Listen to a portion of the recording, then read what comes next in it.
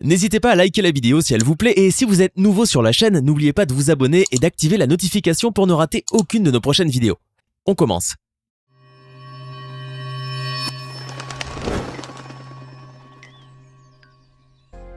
La Corée du Nord est indubitablement le pays le plus fermé au monde extérieur et ses habitants sont à coup sûr le peuple le plus isolé de la planète. Les Nord-Coréens ne disposent en effet ni d'internet ni de smartphones qui sont totalement prohibés dans le pays et ne sont donc informés qu'à travers les chaînes nationales propagandistes à souhait. Vivant pour la plupart d'entre eux dans des conditions précaires et sans aucun espoir, les concitoyens du despotique Kim Jong-un n'aspirent pourtant qu'à un peu de divertissement et de joie, chose qu'on leur refuse obstinément. Vous allez donc voir dans cette vidéo l'étendue de la censure et de la propagande qui règne en Corée du Nord et à quel point certaines mesures de l'État peuvent être outrageusement cruelles. S'il y a bien un seul endroit sur Terre où vous ne pourrez pas apprécier les vidéos du lama fâché, c'est bien en Corée du Nord. À vrai dire, vous n'aurez même pas accès à YouTube ni même à Internet au pays de Kim Jong-un. La Corée du Nord est en effet le pays le plus fermé et le plus isolé au monde et la censure d'État y est complètement omniprésente. Le pays est si isolé et cadenassé qu'on peut aisément le comparer à la plus grande prison à ciel ouvert du monde, ou pire encore au plus grand bagne de travaux forcés de toute l'histoire de la civilisation humaine. Car le pauvre peuple de la Corée du Nord vit littéralement sous le régime du travail forcé et sous-rémunéré, et la quasi-totalité des Nord-Coréens n'ont pas le choix des emplois qu'ils occupent. C'est en effet le gouvernement qui détermine de manière totalement arbitraire et unilatérale quel emploi sera occupé par tel citoyen. Ces pauvres employés harassés et faméliques sont ainsi obligés à se tuer au travail sans pour autant pouvoir goûter aux fruits de leur labeur. En effet, quelle que soit la quantité de travail accompli ou le nombre d'heures passées à le faire, ils n'auront toujours qu'un maigre salaire à la fin du mois, à peine suffisant pour leur éviter de mourir de faim. Et à côté de leur emploi régulier, les travailleurs nord-coréens sont réquisitionnés bien malgré eux plusieurs fois par an par le gouvernement. De vastes campagnes nationales sont en effet lancées chaque année afin de soi-disant stimuler l'économie du pays en construisant de nouvelles routes et infrastructures civiles et militaires. Ce qui est en soi un non-sens puisqu'en Corée du Nord, il est littéralement interdit aux gens du peuple de posséder ou de conduire des engins motorisés quelconques. Il est en effet strictement prohibé aux Nord-Coréens d'utiliser des véhicules autres qu'une simple bicyclette, et les rares voitures qui circulent dans le pays appartiennent à l'élite et aux membres haut placés du parti unique. Les seuls bénéficiaires de ces infrastructures routières construites par le sang et la sueur de millions de Nord-Coréens ne sont donc qu'une poignée de dignitaires et proches du régime. Mais le premier profiteur de son pays demeure sans conteste son leader suprême, le ventripotent et très épais Kim Jong-un. Car en vérité, tout lui appartient en Corée du Nord, aussi bien la terre, l'eau ou l'air, que les propres habitants du pays dont il dispose comme bon lui semble et sur lequel il a littéralement le pouvoir de vie ou de mort.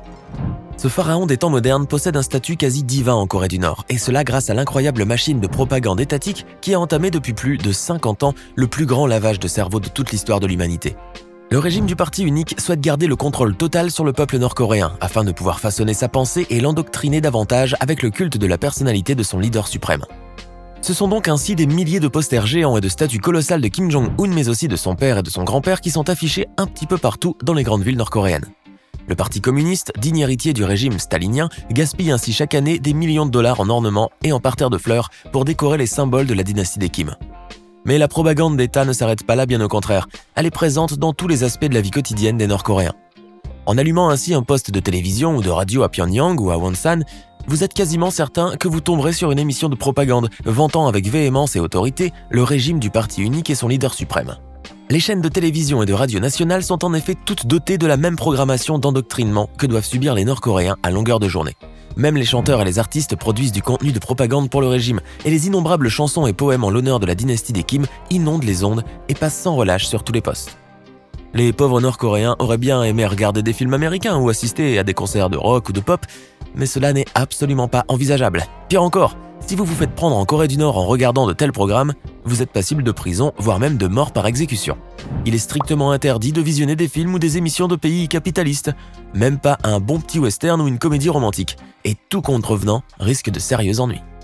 Même les postes de télévision et de radio vendus dans le pays ont été soumis à une manipulation au niveau interne afin d'empêcher la réception du signal des chaînes étrangères. Et chaque foyer ne peut disposer que d'un seul poste, qu'il devra au préalable signaler et faire inspecter par les agents du parti unique. La crainte primordiale de ce dernier n'est autre que la Corée du Sud, dont les chaînes de télévision peuvent être captées près des zones frontalières. Et malgré la répression et les contrôles stricts et pointilleux des agents du régime, beaucoup de Nord-Coréens arrivent à capter ces chaînes et à les regarder en catimini, en contournant les mesures de censure de l'État. Car le peuple nord-coréen est très friand des programmes audiovisuels de ses voisins du Sud, notamment de ses feuilletons télévisés et de ses concerts de K-pop. Grâce à ce genre de programme, les pauvres habitants de cette immense prison à ciel ouvert peuvent au moins se divertir et rêver. C'est en effet un gouffre béant qui sépare les deux pays, bien que géographiquement parlant, il n'y a que la distance d'un jet de pierre entre les deux. La Corée du Sud, fière de son mode de vie capitaliste et de sa réussite financière et industrielle, séduit les Nord-Coréens par l'opulence, la liberté et le confort dont jouissent ses habitants. Afin d'oublier la faim qui les taraude sans cesse et la fatigue éprouvante qu'ils subissent chaque jour, les Nord-Coréens adorent ainsi regarder des K-dramas, des soap-opéras très populaires dans toute l'Asie. Ces séries télévisées sont donc la hantise de Kim Jong-un, puisqu'elles représentent un monde capitaliste et ouvert aux antipodes de son régime tyrannique. Et sa crainte la plus grande serait en effet que ses concitoyens soient inspirés par tant de liberté et qu'ils finissent ainsi par la réclamer à leur tour. Alors pour lutter contre cette mauvaise influence de la Corée du Sud et de ses traditionnels alliés, les États-Unis et le Japon, le régime du parti unique n'hésite pas à punir sévèrement quiconque est pris en train de regarder les chaînes sud-coréennes. Et même les plus petits n'échappent pas à ce cruel traitement, comme en témoigne le procès sordide de 6 jeunes écoliers accusés d'avoir regardé des films et des séries télévisées sud-coréens au cours de l'année écoulée et de les avoir partagés avec leurs camarades. Les malheureux enfants, qui ont dû subir au préalable un interrogatoire policier plus que musclé, ont été amenés littéralement enchaînés au tribunal.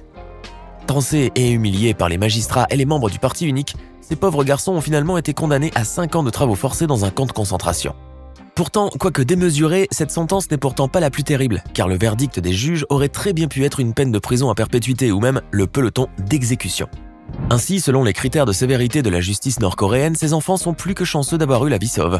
Ce qui n'est pas le cas de tout le monde malheureusement, comme ce pauvre ingénieur de la ville de Wonsan qui a été exécuté pour avoir partagé de la musique sud-coréenne, la fameuse K-pop.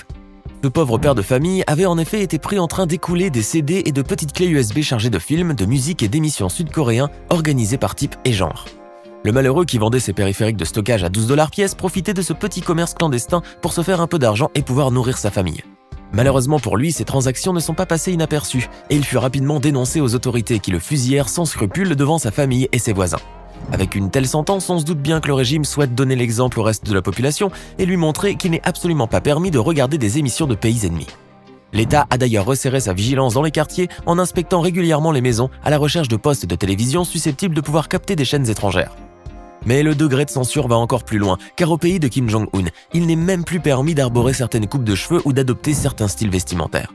Ainsi, il est formellement interdit à quiconque de porter des jeans qui sont considérés comme un des symboles flagrants du capitalisme américain. Le malheureux ou la malheureuse qui se risquerait ainsi à porter un jean s'exposerait en effet à de lourdes sentences. Des mesures encore plus graves seront le lot de ceux qui porteraient des jeans skinny ou déchirés et qui se teindraient les cheveux à la mode sud-coréenne.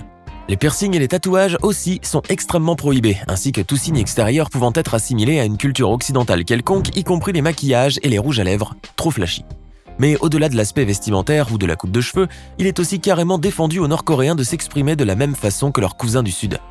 Il est en effet interdit par la loi de parler ou d'écrire dans des styles sud-coréens ou d'utiliser un argot urbain, comme celui utilisé dans les feuilletons et les clips musicaux du voisin riche. Il est par exemple totalement défendu d'utiliser des termes tels que oppa, frère aîné, et dongseng, frère cadet, pour désigner des amis ou des connaissances dans la rue. Les gens peuvent ainsi finir dans des camps de concentration pour avoir simplement dit bonjour à quelqu'un à la manière sud-coréenne. Avec un tel niveau de censure et de propagande, les 25 millions de Nord-Coréens sont ainsi littéralement des prisonniers en liberté conditionnelle, tenus sous le joug de leur terrible et cruel geôlier au gros ventre. Ce dernier n'aura de cesse de combattre toute influence étrangère qui pourrait remettre son pouvoir en question, tout en brandissant la menace atomique à l'international pour éviter toute ingérence des ONG et de l'ONU. Souffrant de famine et de restrictions, d'autant plus aggravées par la crise mondiale du Covid-19, le peuple nord-coréen souffre ainsi en silence. Très peu d'informations arrivent en effet à filtrer du pays, et nul ne peut établir avec précision l'étendue des dommages et des privations dont souffre le pays et ses pauvres habitants. Seuls quelques rares rescapés de cette tyrannie stalinienne qui ont réussi à traverser les frontières en douce peuvent aujourd'hui témoigner des malheurs de leur peuple.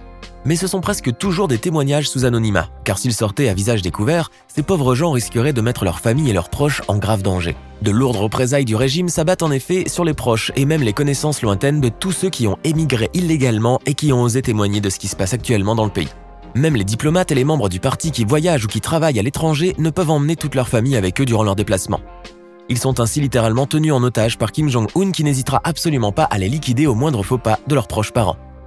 Ce système de terreur s'inspire en fait de la mafia sicilienne, plus précisément la Cosa Nostra, cette organisation tentaculaire et séculaire qui n'accepte de nouveaux membres que sous la condition qu'ils aient une famille au pays.